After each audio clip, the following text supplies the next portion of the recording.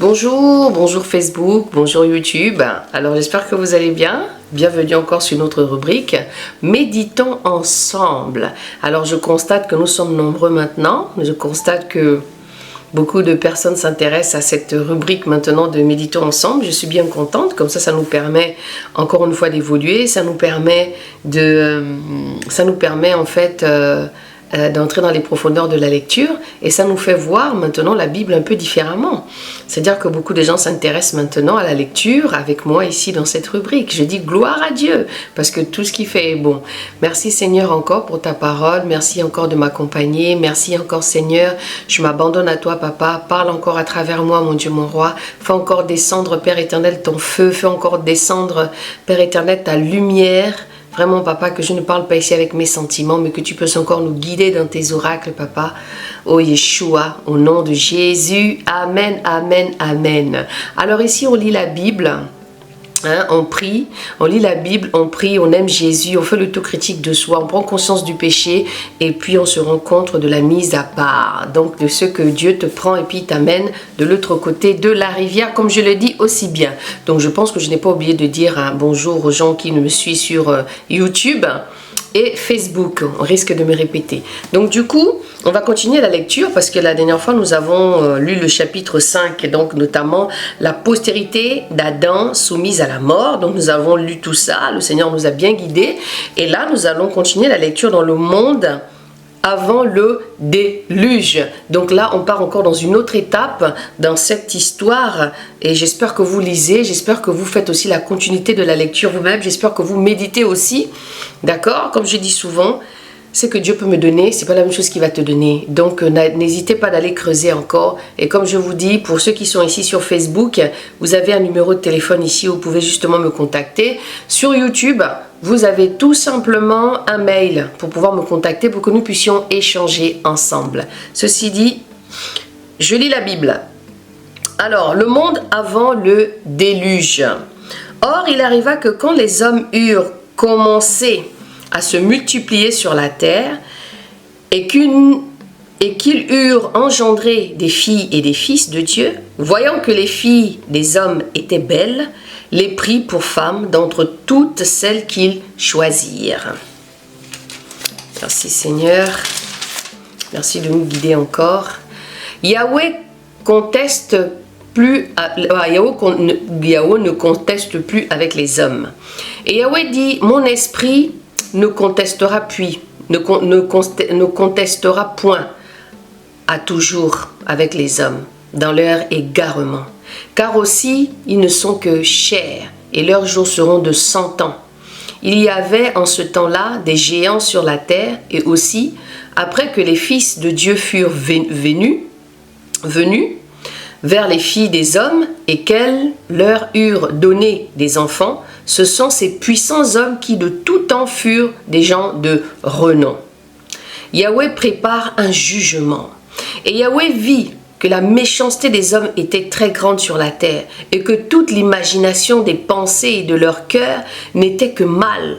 Et en tout temps, Yahweh se repentit d'avoir fait l'homme sur la terre et il fut affligé en son cœur. Et Yahweh dit, j'exterminerai de la face de la terre les hommes que j'ai créés depuis les hommes jusqu'au bétail, jusqu'aux reptiles et même jusqu'aux oiseaux du ciel, car je me repens de les avoir faits. Waouh, quelle parole qui est quand même forte.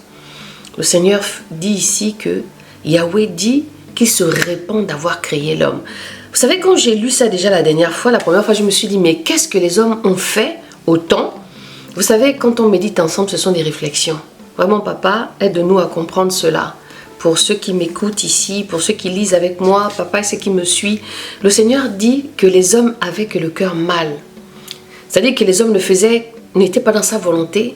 Les hommes étaient vraiment dans tous les sens. Donc pour lui, il n'avait plus d'égard pour les hommes. Il le dit ici, et Yahweh vit que la méchanceté des hommes était très grande sur la terre et que toute l'imagination des pensées de leur cœur n'était que mal en tout temps. Donc ça dit que les hommes ne pensaient qu'en mal. Le Seigneur ne voyait pas, Yahweh ne voyait pas quelque chose de bon vis-à-vis de l'homme. C'est quand même incroyable, hein? Waouh! Yahweh se repentit d'avoir fait l'homme sur la terre, et il fut affligé en son cœur, Et Yahweh dit, j'exterminerai de la face de la terre des hommes que j'ai créés depuis les hommes jusqu'au bétail. Waouh! Jusqu'aux reptiles et même jusqu'aux oiseaux du ciel, car je me répands de les avoir faits.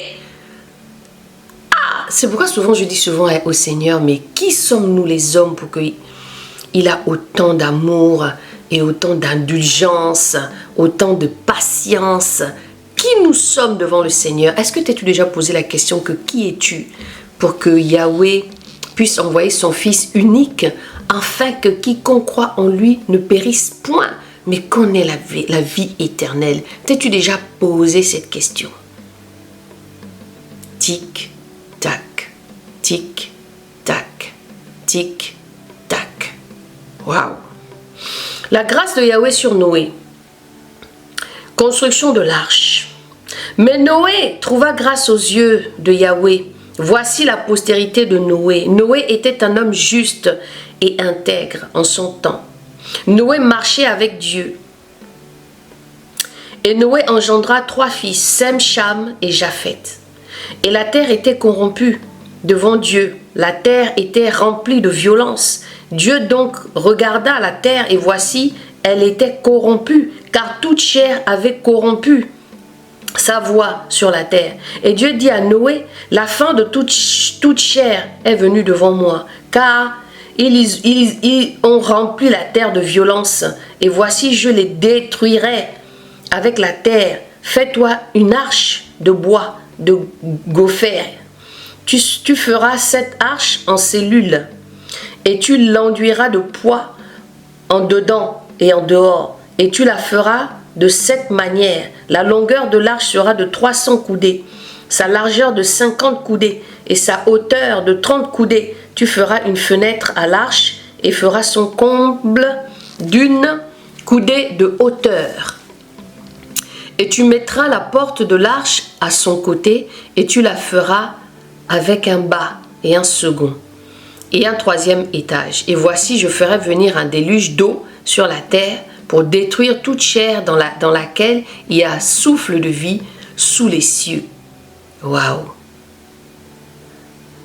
Pour détruire toute chair dans laquelle il y a souffle de vie sous les cieux. Et tout ce qui est sur la terre expirera. Mais j'établirai mon alliance avec toi.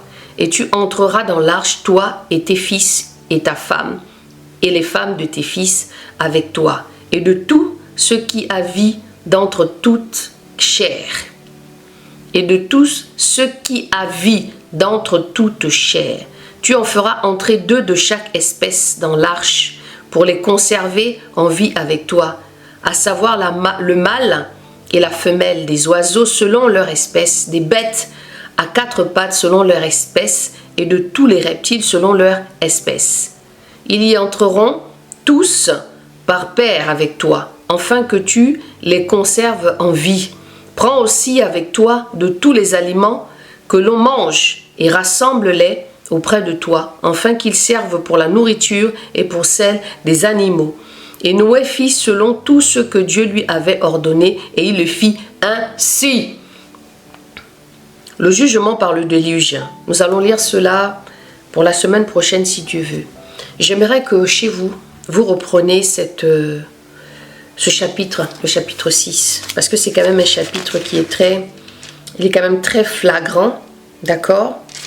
Et c'est quand même important, de le revoir en fait.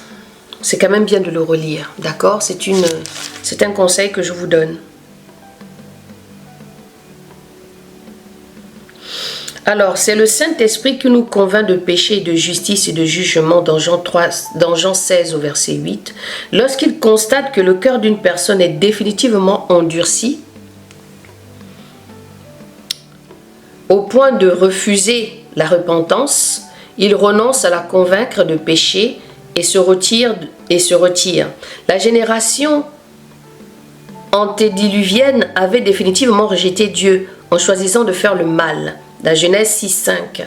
Elle était allée si loin dans l'abomination qu'elle s'accoupla avec des anges. Genèse 6.4. Ce qui laisse supposer un culte volontaire. Donc justement, quand Yahweh dit ici que les hommes ne faisaient que du mal, c'est par rapport à tout ça. Ils avaient rejeté Dieu et ils marchaient selon comment ils voulaient marcher. Dans le péché, dans vraiment tout ce qui n'était pas convenable que Dieu voulait. Donc je vous laisse encore aller méditer cela. Je vous laisse encore vous-même aller creuser. Je vous laisse encore aller lire. Comme je vous ai dit, il y a un verset, il y a un mail pour YouTube, il y a un numéro de téléphone pour Facebook, et n'hésitez pas. Moi ça me touche en fait, hein. Je me rends compte qu'en fait le Seigneur est toujours en train de courir après nous en fait. Il court toujours après les hommes que nous sommes pour nous faire comprendre qu'il est là et que nous devons vraiment venir auprès de lui, quoi, parce que c'est lui qui est notre salut, c'est lui qui est tout. Donc ceci dit, les bien-aimés, je vous laisse. Merci Seigneur encore pour ta parole. Merci encore pour cette parole qui touche, cette parole qui fait réfléchir, mon Dieu, mon roi, par rapport à ton amour et ta fidélité. Merci encore de faire tomber le voile, d'ouvrir les oreilles. Merci encore, Papa, de te révéler à quelqu'un. Au nom de Yeshua. Amen. Je vous dis à vendredi sûrement pour notre témoignage et pour notre rubrique une prière pour toi. Soyez bénis encore. Et je vous dis à tantôt et bonne méditation.